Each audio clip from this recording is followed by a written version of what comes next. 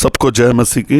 मेरा नाम M Jonathan John है और मैं छत्तीसगढ़ भिलाई का रहने वाला हूं और यह शॉर्ट मैसेज वीडियो मैं आप लोगों के लिए लेकर आया हूं। जैसा कि हम सब जानते हैं कि सबोपदेशक की किताब में बुद्धिमान राजा सोलोमन 3 अध्याय के पहले पद में कहता है कि हर एक बात का एक अवसर है और प्रत्येक काम का जो आकाश के नीचे भूमि के ऊपर होता है एक समय है। प्रियो, आज का जो समय है विश्वास करने का, वो देख कर नहीं परंतु सुनकर विश्वास करने का समय है।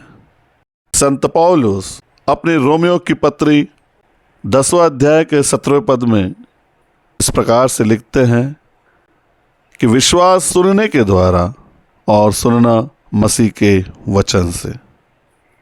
इस बात में कोई संदेह नहीं कि बीते दिनों में लोग देखकर जो है विश्वास करते थे और यही कारण है कि यीशु मसीह अपने अंतिम दिनों में यूहन्ना सुसमाचार के 20वें अध्याय के 29वें पद में स्पष्ट कर रहे हैं कि तूने तो देखकर विश्वास किया है, परंतु धन्य है वे जिन्होंने बिना देखे मुझ पर विश्वास किया है। प्रियो, आज का जो दौर है वो देखकर विश्वास करने का नहीं है, वरन मसीह की बातों को सुनकर विश्वास करने का है।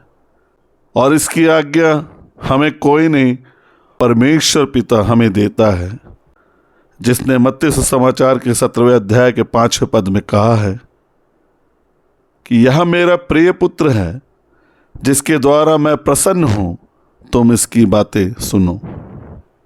और इब्रानियों की पत्री में लेखक ने अपने पहले अध्याय के 2 पद में स्पष्ट किया है, और इन दिनों के अंत में परमेश्वर जो है पुत्र के द्वारा बातें कर रहा है, जिसे उसने सारी वस्तुओं का वारिस ठहराया है और उसी के द्वारा उसने सारी सृष्टि रची है।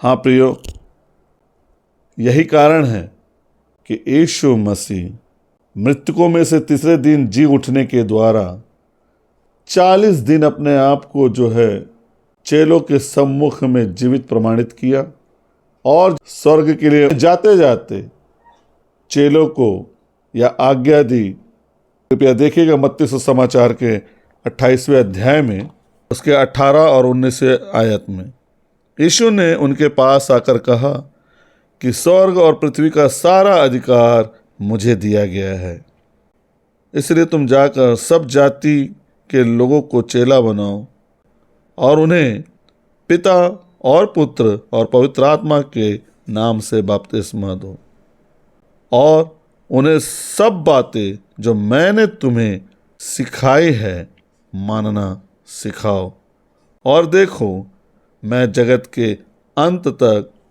सदैव तुम्हारे संग और साथ हूँ। प्रियो, यहाँ पर जो है हमें ग्रेट कमीशन के रूप में जो है प्रभु यीशु मसीह की आज्ञा को चेलों के जीवन में देखते हैं कि जो कुछ मैंने तुम्हें सिखाया है उसे लोगों को मानना सिखाओ। प्रियो, इस प्रकार से हम चेलों के जीवन में देखते हैं कि परमेश्वर ने अपनी प्रतिज्ञा के अनुसार प्रेरितों का काम 2 अध्याय में उन पर अपनी आत्मा को उंडेला और वे आत्मा से परिपूर्ण होकर सुसमाचार अर्थात यीशु के मारे जाने का, गाड़े जाने का और जी उठने का प्रचार किया। और इस प्रकार लगभग 3000 लोगों ने उस सुसमाचार पर विश्वास किया और उद्धार पाने के लिए बपतिस्मा लिया।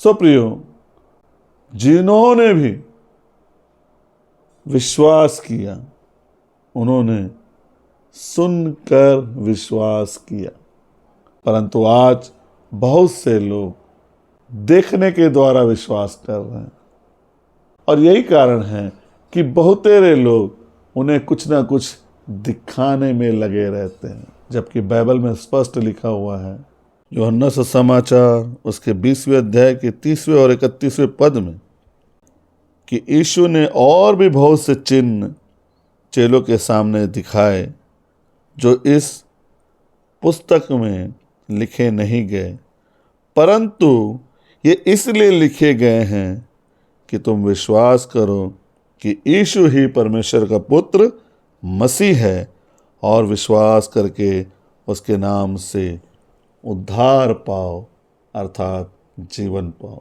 और इसके आगे के अध्याय में यूहन्ना सुसमाचार 21 अध्याय के 25वें पद में इस प्रकार से लिखा हुआ है, और भी बहुत से काम हैं जो यीशु ने किए, यदि वे एक एक करके लिखे जाते तो मैं समझता हूँ कि पुस्तकें जो लिखी जाती है वे जगत में भी ना समाती।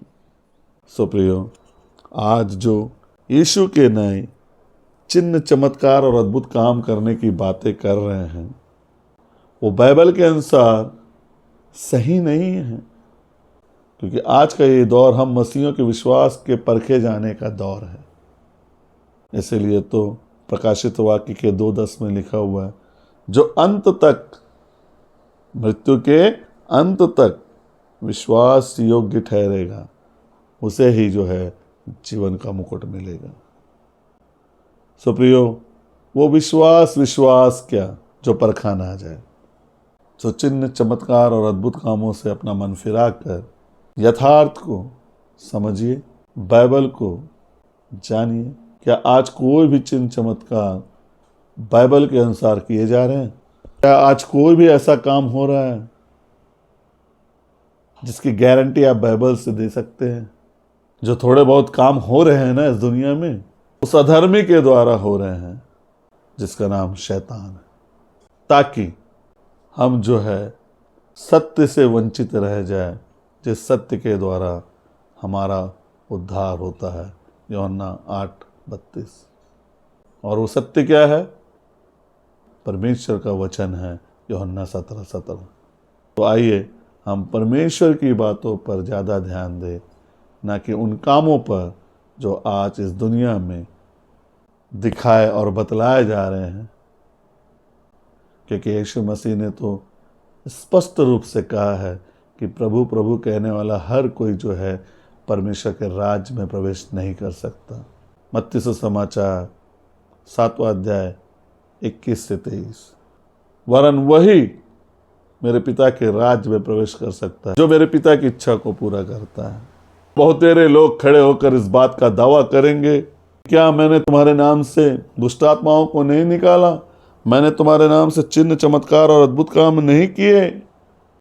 तो यीशु उनसे स्पष्ट कहने वाले हैं कि हे कुकर्म करने वालों, मैं तुम्हें नहीं जानता कि तुम कौन हो। सो प्लीज प्रभु की इन बातों का अनदेखी ना करें।